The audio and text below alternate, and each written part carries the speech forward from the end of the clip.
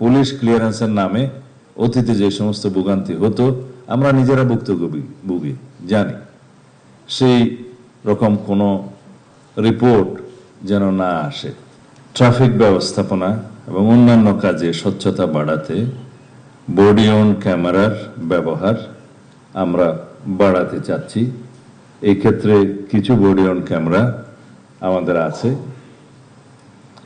আমরা ভবিষ্যতে সকল পর্যায়ে যাতে বডি অন ক্যামেরা ব্যবহার করে রেকর্ডেড রাখতে পারি সব বিষয়ে, তদন্ত, অপারেশন, সমস্ত কার্যক্রমে, সেই জন্য ব্যবস্থা নেব।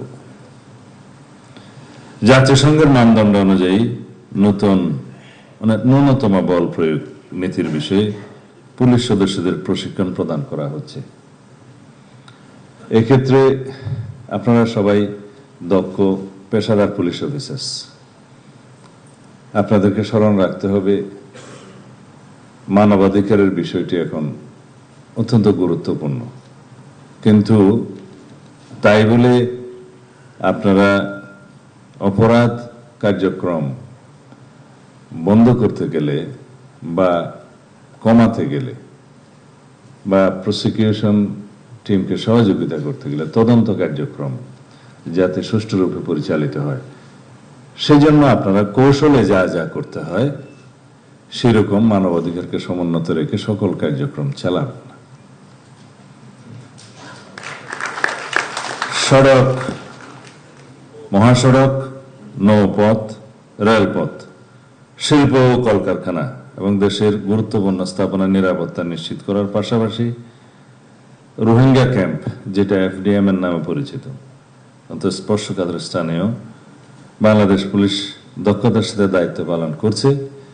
এখানে 4টা লেয়ারের নিরাপত্তা ব্যবস্থা আছে। প্রথম APBN, তারপরে পুলিশ, এরপরে সম্ভবত কোস্টগার্ড, BGB, তারপরে বাংলাদেশ সেনাবাহিনী। অপারেশনাল ছাড়া অন্যান্য কার্যক্রমে প্রাথমিকভাবে আমাদের পুলিশিং ব্যবস্থায় যা যা আছে সেটা করি। অপারেশনের ক্ষেত্রে আমাদের যৌথ অপারেশনের ব্যবস্থার সিদ্ধান্ত গৃহীত হয়েছে, আপনারা সিনিয়র অফিসাররা সবাই জানেন। বর্ডার এরিয়ায় BGB তার ভূমিকা পালন করবে সেই জায়গায়। নৌ পুলিশ এবং কোস্টগার্ড সীমান্ত, যেহেতু নাফ নদী এবং আদার্স এরিয়া আছে, সেখানে পালন করবে। নেভি সমুদ্রের দায়িত্ব পালন করবে।